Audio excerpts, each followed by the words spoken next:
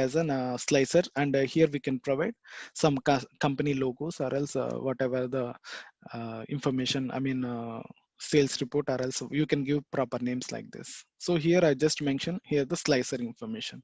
So I'm just try to create here some slicer here. I'm going to duplicate this one as well. We can duplicate because my requirement is I just want to create a slicer. So I'm just duplicating 3 to 4 slicers, and I will replace, as of now it is a segment, right? I'm going to replace with some other like country.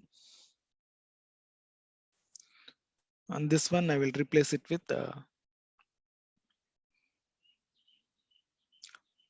product. Like this, I just taken 3 different, and I will take one more bar chart like this.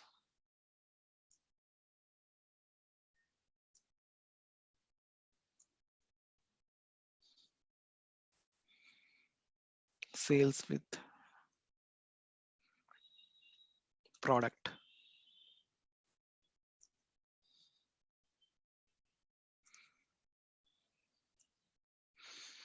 So we can navigate the data. The interaction should be each and everything has been navigated, and the data has been displayed accordingly. Suppose if we selected the segment channel partner, this is the profits, sales, and units sold, and cost of goods sold.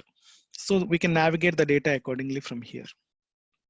And similarly for this product information, we can navigate from here also. We can, data should be interact and each and every, because this is a product information, right? So I just filtered with VTT data. So that's why the sales based on the product has been navigated. In this way, the data interactions and editings will be doing.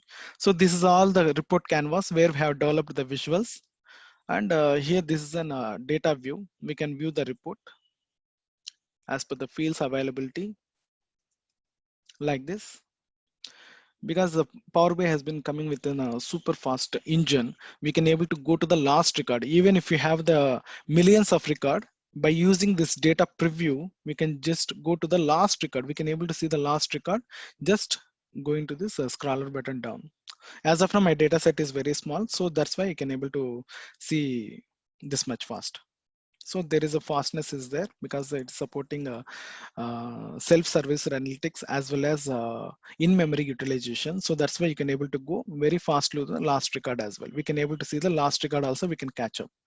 So in this relationship tab, I have only one table, right? So I'm not able to build any kind of relationship. So this is only one table I can able to see and visualize.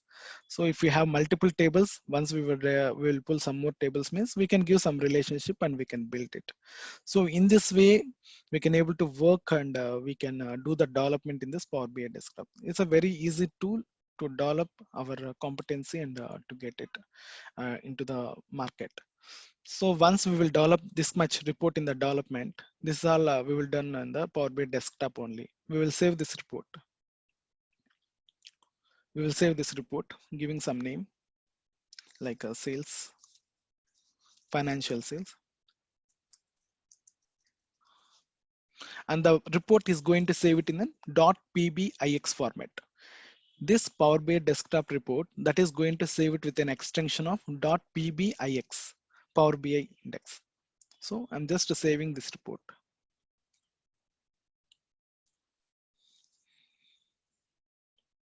Once we have saved this report, we can go here and publish it. Automatically, once we can try to publish, all the development has been done in the desktop, right? We can able to navigate to the publish to report. Once we can publish this report, it will show you the destination. By default, my workspace is there. My workspace is having a 10 GB of space because I'm actually using some pro user license. So my workspace, I'm just publishing into the Power BI services. So I'm just publishing into the my workspace now. It will take less time to publish the report into the services. So here, see here, I just completed the development in the desktop, and I have just published the report into the services by using this tab, publish option.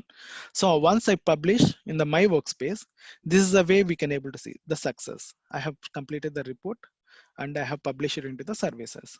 So if you want to open the report, we can click this option.